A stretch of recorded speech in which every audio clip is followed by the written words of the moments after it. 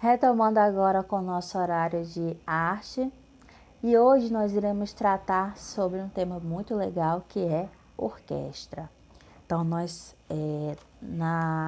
aulas anteriores, na última, nós tratamos sobre teatro, não é isso?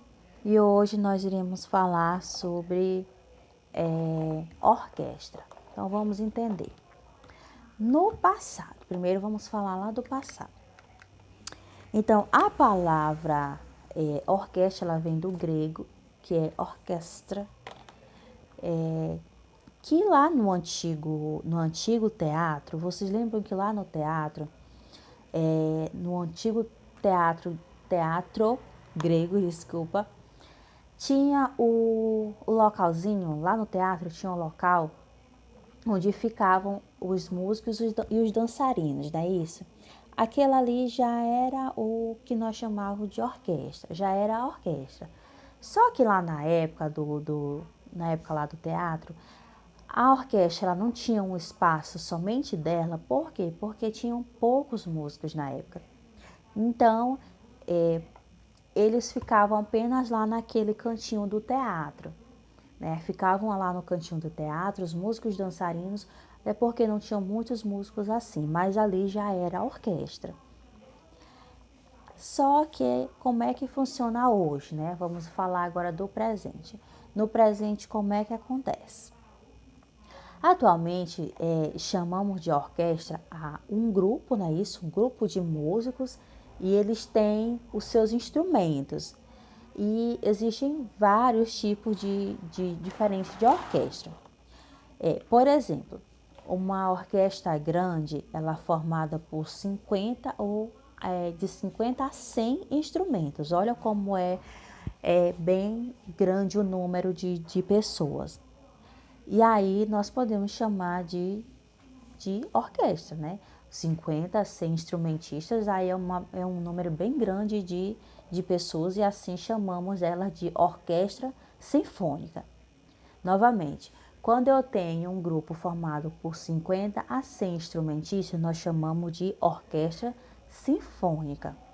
Ou também você pode estar chamando de orquestra filarmônica.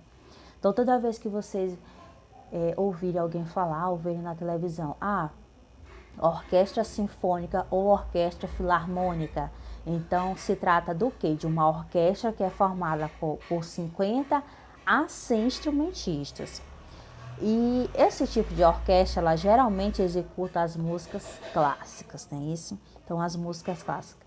Tia, mas o que são as músicas clássicas? Esse estilo de música clássica, ela surgiu lá no final do século XVIII, foi isso. E aí, final do século XVIII, início do século XIX. E aí, o que nós podemos observar nesse estilo de música? Nós temos sinfonias, nós temos também as óperas e as sonatas, tá bom?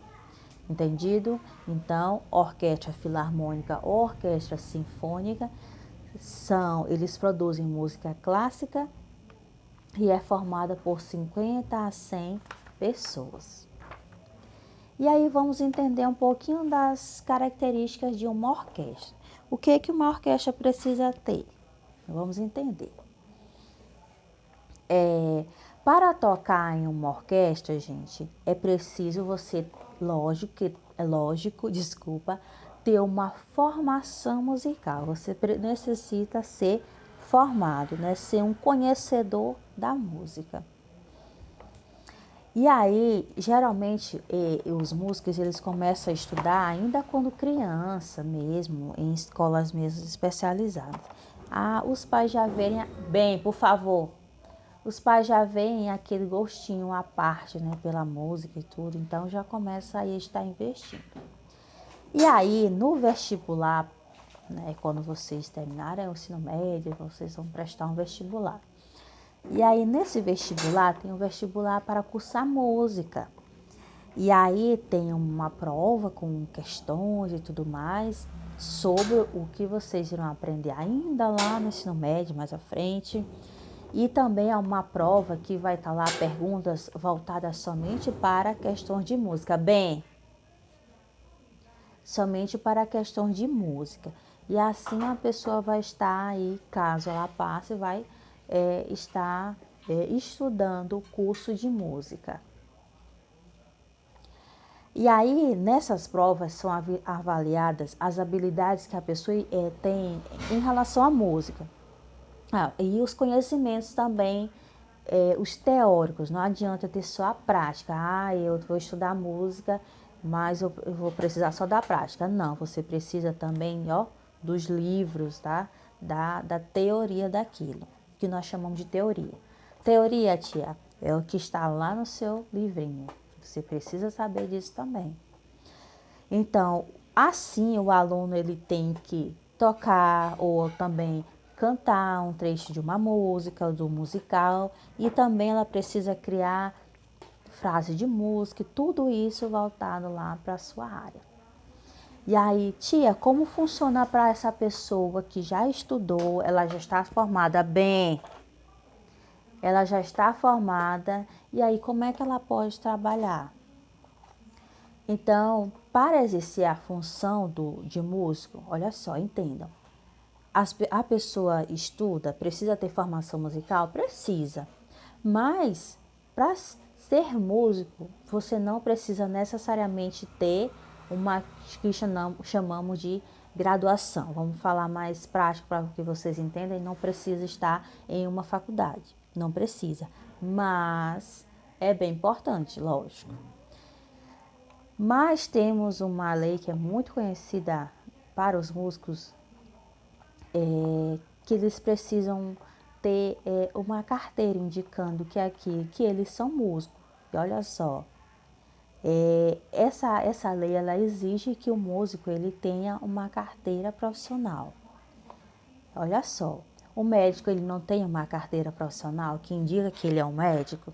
Pois é, os músicos também têm.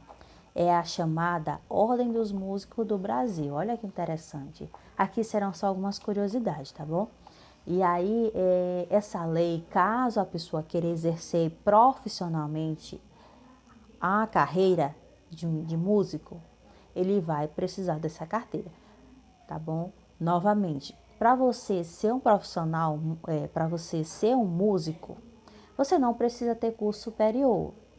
Mas a partir do momento que você vai estar como um profissional à frente da música, você vai ter que ter conhecimentos a mais e ter uma carteira voltada para ser músico.